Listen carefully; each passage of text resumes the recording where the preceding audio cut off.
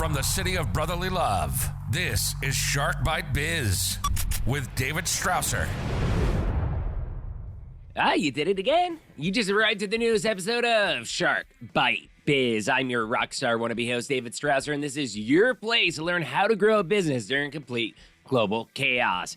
As always, this episode is brought to you by our amazing sponsor and SAP and Acumatica Gold partner, Stellar One Consulting. If your business is ready to move off QuickBooks, give us a ring. We'll help you automate your business processes, breaking all those barriers, preventing growth. Reach out to me, David at sharkbitebiz.com, or go to stellar1consulting.com or stellar1.io. Now let's get back to today's episode. We're going to be chatting about internships and how to make them work. So, who do we have today? None other than Robert Khoury. Robert J. Khoury is co-founder and CEO of Agile Rainmakers, a high-impact business development consulting and advisory firm based in Chicago's Gold Coast. His 20-plus year career in the financial industry has seen him in many roles: an equity derivatives trader, portfolio manager, corporate strategist, chief operating officer, recruiter, hedge fund executive, and private equity investor. This man has done it all. So without further ado, let's bring Robert Khoury right on in here. Business strategy. Robert, welcome to Shark Bite Biz. You, my friend, you just became Shark Bait. Awesome. David, thanks for having me on. I'm excited. I'm excited too. This is a great subject that we're going to be talking about. And we do have a tradition, though, on this show. We ask every single guest, what's your background? What's your experience? What do you do for a living? How did you get there? Basically, in a nutshell, tell me what makes Robert Robert. Well, run an advisory and consulting firm in Chicago. Been doing this for about 6 years now.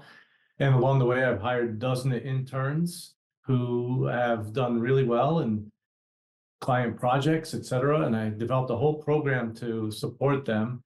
Previously, I was a chief operating officer of a fairly large hedge fund here in Chicago. So I did that for about 5 years. And before that, I was involved in recruiting, high frequency trading, portfolio management, and trading equity derivatives. I went to Duke's Business School, the Fuqua School of Business. And prior to that, I went to Princeton for my electrical engineering degree. So that's 30 years of history in 30 seconds.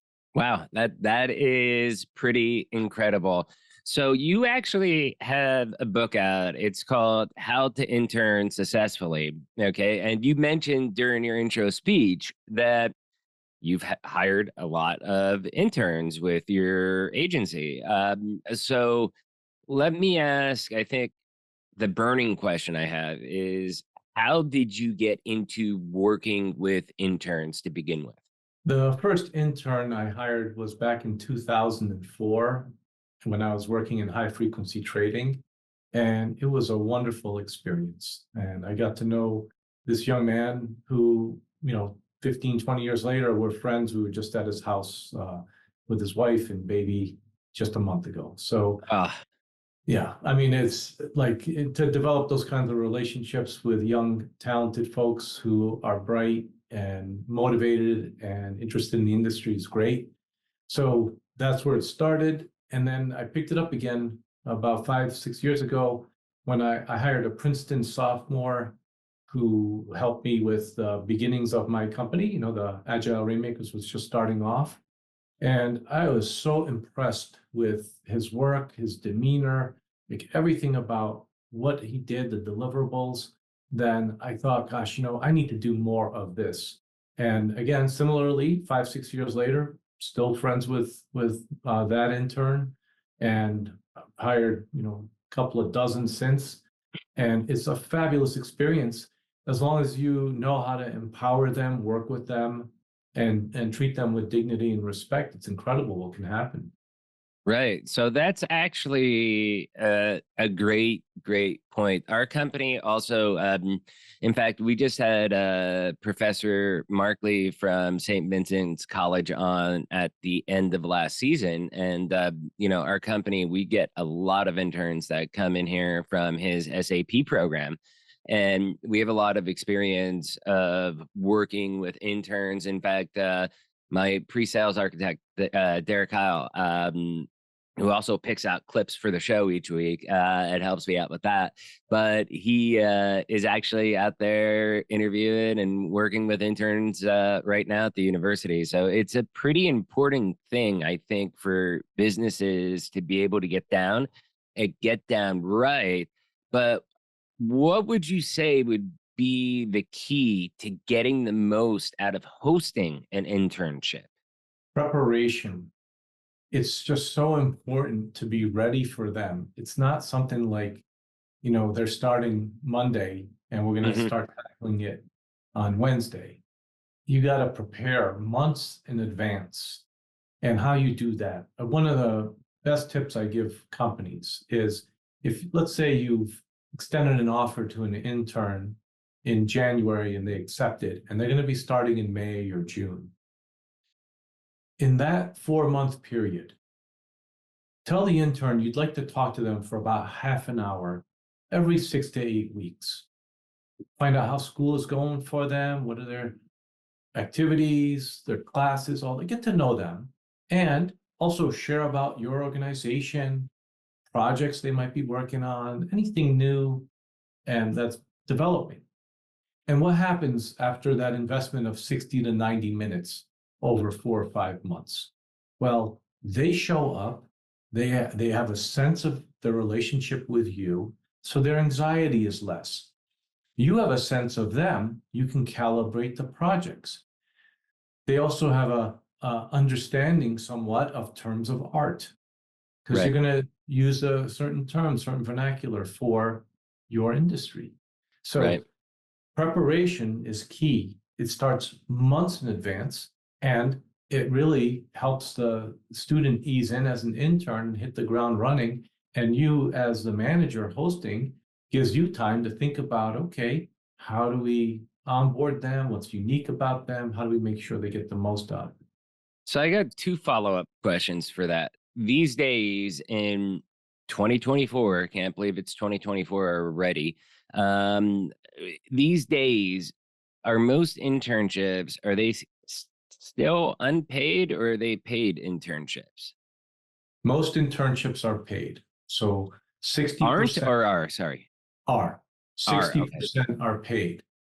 And that means obviously 40% are unpaid.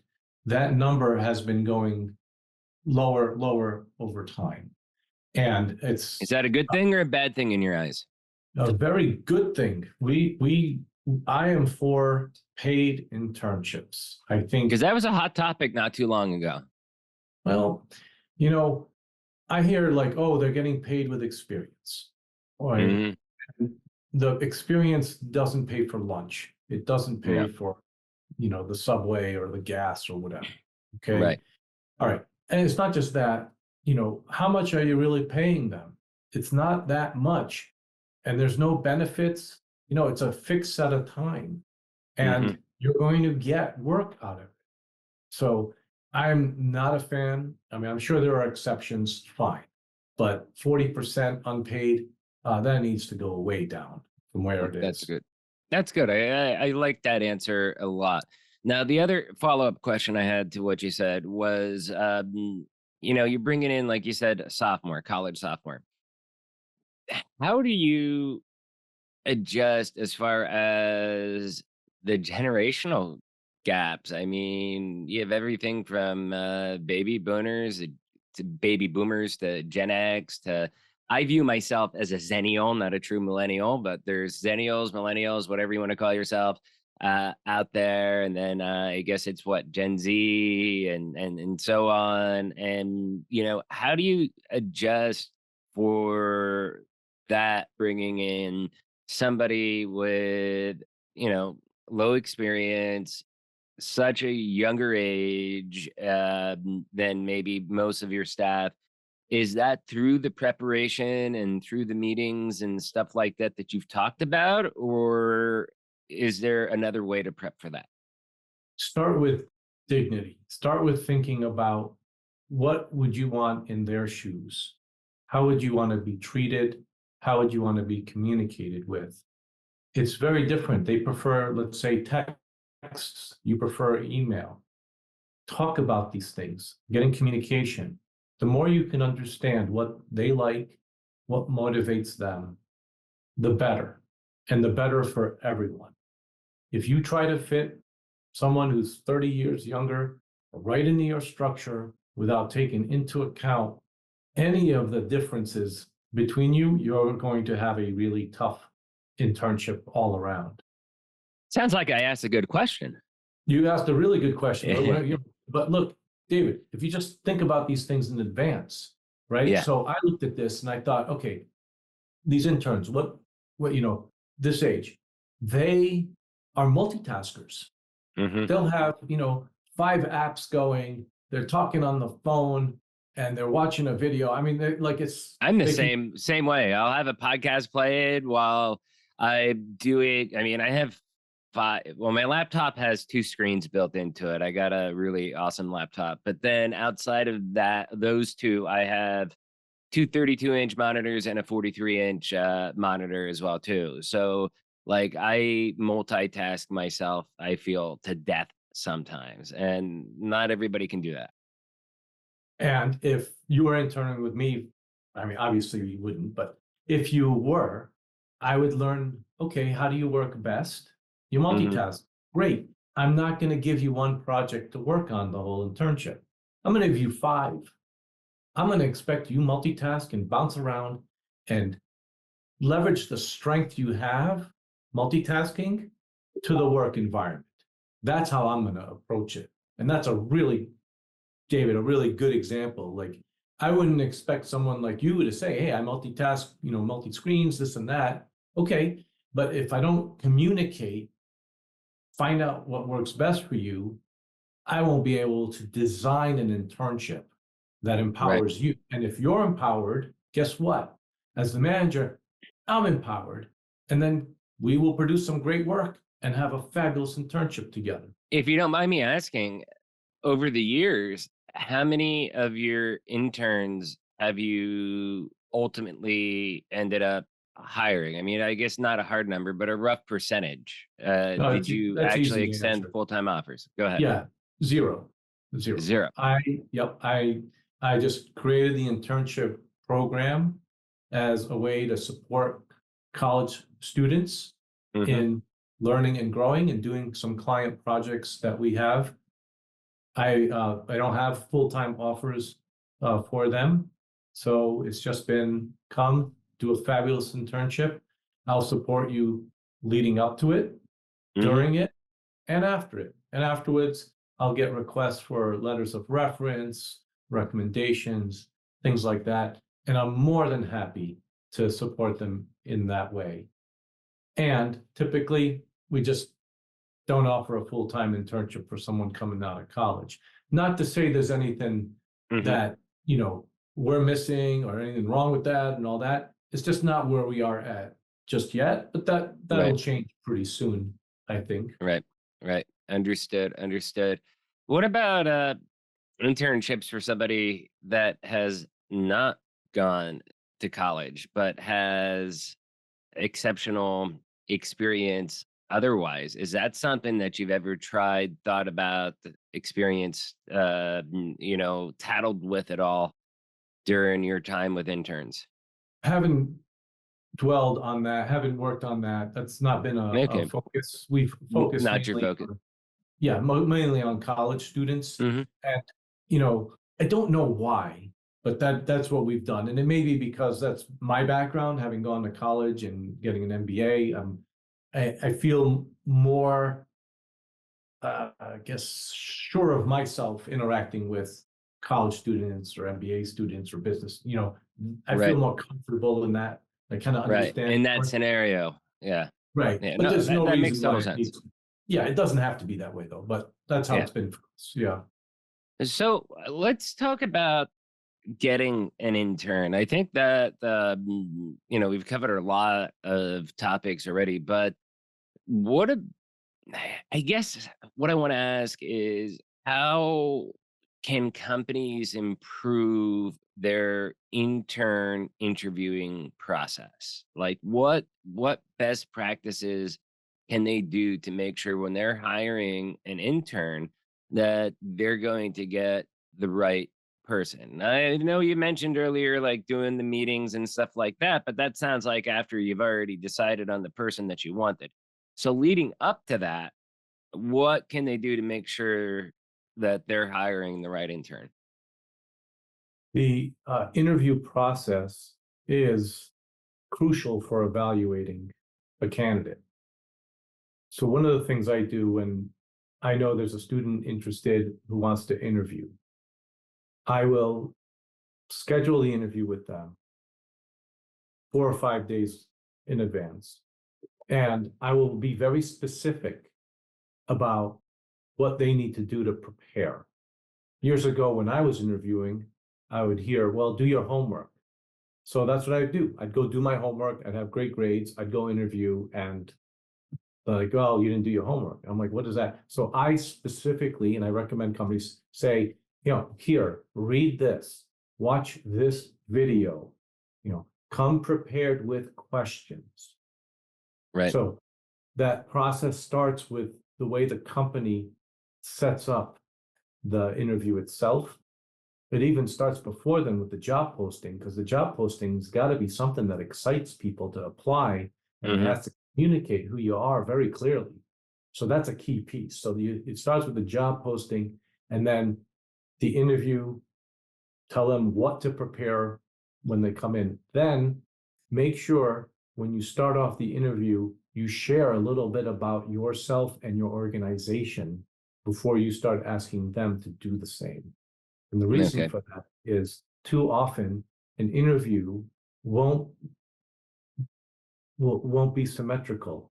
It'll be an asymmetrical conversation where the student is bearing all, but the interviewer doesn't share much about themselves, their background, their organization so much.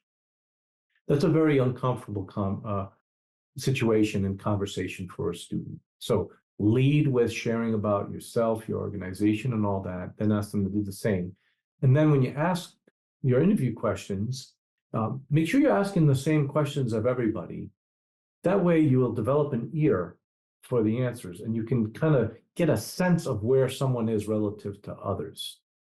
So that's an important thing. And also in those questions, you want to have in there questions that will let you know whether or not they did the preparatory work that you asked them to do. If they don't do the preparatory work for the interview, it doesn't get better from there. Right. So that's got to happen. So those are just some of the basic aspects there. A couple other things that are really important, and I've seen this. There are students that companies never get back to, whether they have an offer or not, or they're on a wait list. Get back to them. Tell them when you'll get back to them, and then do it. And if you can't, let them know when you will. Right? Say, hey, we promised. That's a general statement, I think, for recruiters in general, because I think recruiters, oh my God, I hear so many stories about this. They're just horrible. It's like you're interviewing for a company and you never hear back, whether you're doing an internship or you're looking for a full-time job. I think that is a challenge, not just for interns, but for people in general that are job seeking. But I can see where it is probably even more frustrating for somebody who's looking for an internship for college credit or to complete their degree or whatever it may be. And don't forget, that student is highly impressionable. They're going to remember how your organization interacts with them for the next 50, 60 years. And I'm not kidding. If you look back to when you were in college, you remember those first interviews or those first interactions, and someone that didn't get back to you, you got a mental note, I don't really like that company. They didn't respect me. They didn't treat me with dignity. That's why dignity to me is front and center in all this, particularly with those students because you don't look, they're interested in your industry. You don't know how they're going to end up in your industry. They're going to, though. So they may end up with a bank that serves your industry, or with a regulator, or with a competitor. Who knows? They're interested in your industry, and they're probably pretty bright that they're talking to you. Well, guess what? Treat them really well. And it's a simple thing. Just say, hey, we'll get back to you by a certain date, and then do it. It's like, hey, we're giving you an offer.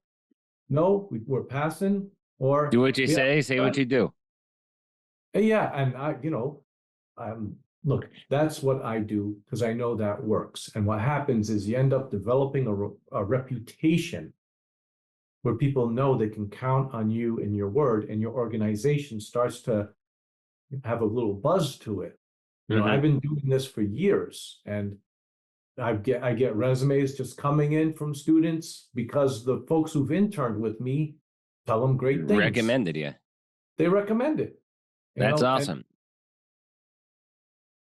That's got to, I don't know. If I were in your shoes, I would probably get the warm and fuzzies from that, because it probably means that you're doing a pretty darn good job as far as taking care of the interns with things like you said, dignity and all that stuff, and figuring out how they work best, and preparing properly. As you can go back to the 5 Ps. What are they?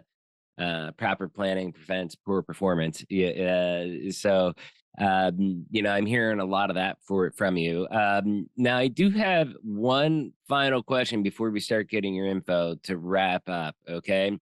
And I've been wanting to ask, what steps should managers take to prepare for the end of an actual internship?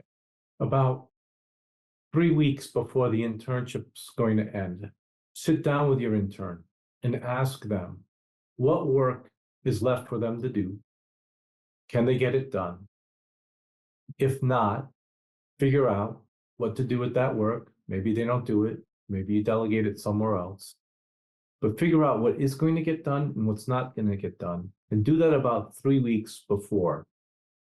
You want to avoid any frantic late night or all-nighter or stressful endings. Right. You want to avoid that. And that's how you end it on a high note. That's right. And, get it done. Make sure their work is done, though, not on the very last day, in case there's some things that aren't quite right that need to be fixed, corrected, adjusted. So have them wrap up maybe the Monday of that week, if they're ending on Friday. And that way, if there's anything left that needs to be done, they have 4 days, they can do it. And then the key thing is make sure that once the internship ends, that you don't communicate with them for a week. No calls, texts, nothing. Just let it sit, and then you can pick up the relationship afterwards. Give it a clean break so that they're clear, the internship's over, and don't call them afterwards. Hey, could you do this? Could you do that? It really frustrates the students when they feel like they've moved on, but they're getting calls for things. That's why I give it a good 3 weeks to make sure everything is in order and done as well as possible. And there's room, a few days if needed, to make any adjustments or corrections to projects, things like that. Let them also know that you'd like to stay in touch with them, and maybe schedule a call a couple of months out to see how they are doing back in school, however they're up to. Maybe share how the work they've done is impacting the organization. Yeah. Right? Yeah. That's great. That's great. Speaking of clean breaks, it's probably a perfect time to segue into you and telling everybody out there, if you want to learn more about internships, you want to learn more about your company, go ahead. Tell us about what Agile Rainmakers does. Tell us about your book. Tell us how people can connect with you, Robert. You've been an amazing guest, and you've shared some awesome advice that I think is going to help a lot of business owners out there. Thank you, David. Easiest way to connect with me is on LinkedIn. I'm right there, Robert J. Khoury, and Agile Rainmakers. Happy to connect with just about anybody. And what does Agile Rainmakers actually do? We advise and consult for high growth companies in various industries with a particular niche on financial technology or fintech. So we advise big growth companies. Yeah. Awesome. And lastly, your book, How to Intern Successfully. Where can people find it? Where can people buy it? Give us the goods on that. It's available on Amazon. So you can go to Amazon and get How to Intern Successfully. It's the first book in a series on internships. The second book just got published in December.